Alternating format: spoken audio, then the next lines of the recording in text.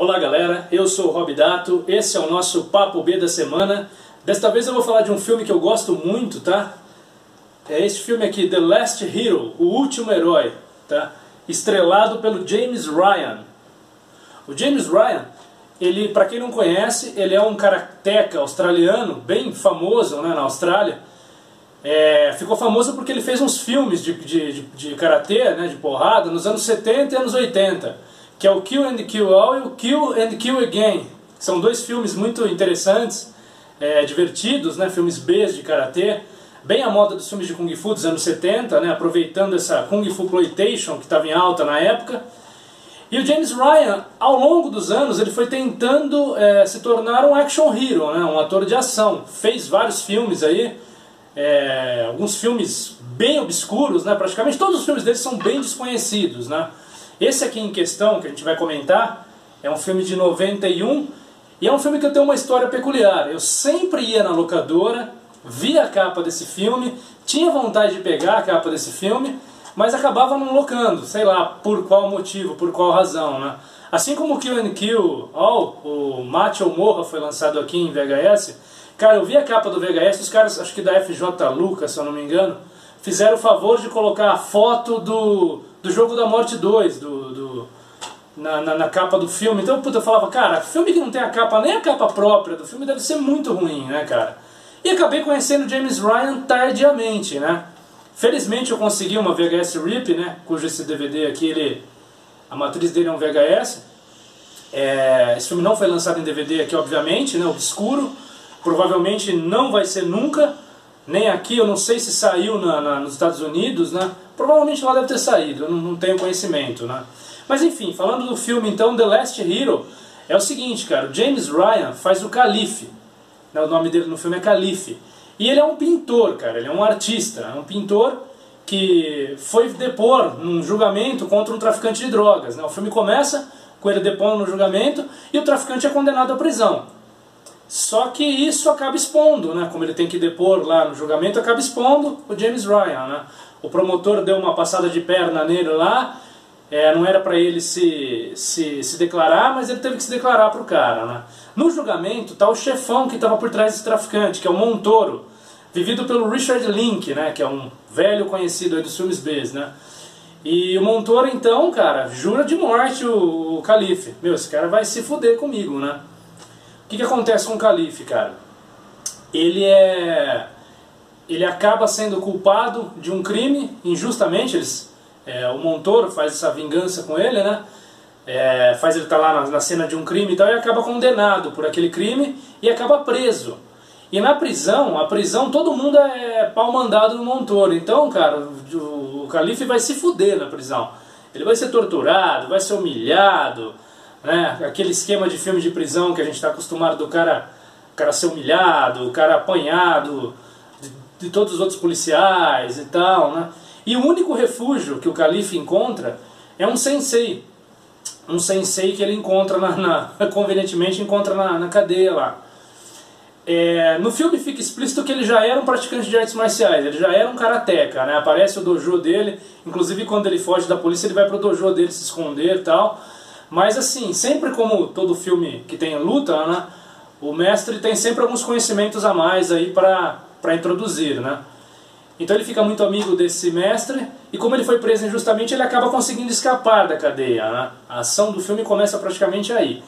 Ele foge da cadeia, o Calife, tem uma fuga espetacular, né, que só o cinema sabe proporcionar lá, foge, pega uma moto e faz um escambau lá, e vai viatura atrás dele, despista a viatura, enfim, aquelas coisas de sempre. E ele consegue chegar até a família dele. Só que acontece um problema, cara. O Montoro, sabendo que ele escapou, decide contratar um ninja. Um ninja para matá-lo. E esse ninja passa a perseguir, então, o Calife, né? E acontece que esse ninja acaba matando a família do Calife. Mata a esposa e a filha dele, que ele vai reencontrar elas, né, para fugir junto com elas. O cara mata a família dele. Nisso o Calife fica totalmente desnorteado, totalmente ferrado, e o sensei dele que estava preso, né, aquele outro sensei dele lá que ele conheceu na cadeia, já estava com a pena praticamente terminada e é liberado da cadeia. Então faz contato com ele ele fala que ele tem uma casa na praia, né, tem um refúgio na praia e tal. E aí começa aquela também velho clichê dos filmes de luta, né, do treinamento dele com o sensei, né, na praia, aquelas cenas que remetem ao Karate Kid, que remetem a vários filmes aí do gênero, né. E ele treina na praia, se envolve com uma local lá, uma vizinha dele. Aliás, perdão, eu falei que ele matava uma esposa e a filha dele fica viva, cara. Ele consegue pegar a filha dele e vai morar junto com a filha dele. Só mata uma esposa dele. E aí ele se envolve com uma moradora local, tem todo aquele lance dos filmes de ação e tal, né? Onde ele se prepara para sua vingança do Montoro, né?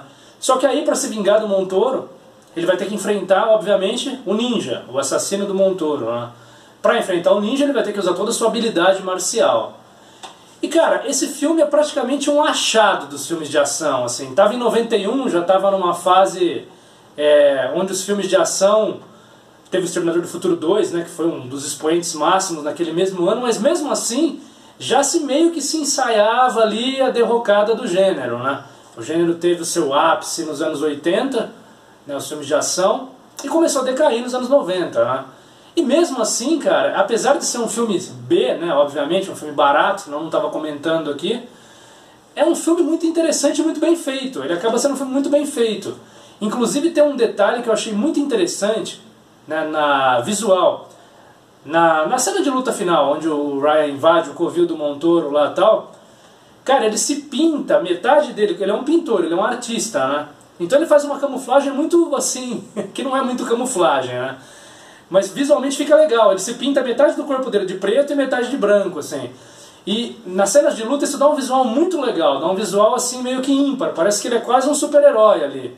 Eu achei uma escolha estética bem interessante que eu nunca tinha visto, né, em filmes de ação. Tem um filme indiano, que eu não vou me recordar o nome agora, de um ladrão que usa uma roupa quadriculada, uma roupa xadrez, né, que ele vai se arrastando por um piso que é quadriculado preto e branco e aí fica de camuflagem ali com essa roupa, né. Eu já tinha achado muito interessante isso, e nesse filme usam isso de uma outra forma, né? Meio que inspirado talvez pelo símbolo do Yin e Yang, né? Ele usa essa camuflagem e acaba derrotando o ninja, obviamente, né? Tem a luta final com o Montoro e acaba derrotando o Montoro, né?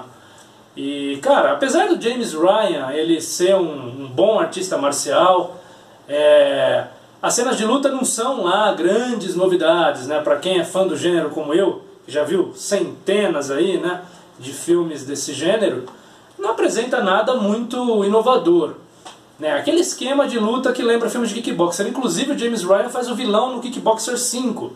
Aquele kickboxer lá, meia boca, que é estrelado pelo Mark Dacascos. O vilão é esse cara aqui, é o James Ryan, é o herói desse filme aqui. Então, cara, como ele não foi lançado em DVD aqui, provavelmente não tem para baixar na internet, a única forma de conseguir esse filme é através dos VHS com colecionadores, né? Talvez você até ache em inglês, vale a pena pegar, tá? Mesmo se não tiver legenda, vale a pena assistir, porque é um filme curioso, é um filme de ação diferente, apesar de ter vários clichês do gênero, né? Como eu já citei já, ele dá uma roupagem diferente, assim, até porque o cara é um artista plástico, né? O protagonista, além de ser um lutador, além de ser um karateca, né? A vingança dele é praticamente feita inteira na porrada. Ele não usa armas de fogo, porque ele não é habilitado, ele não sabe usar armas de fogo, né? Obviamente.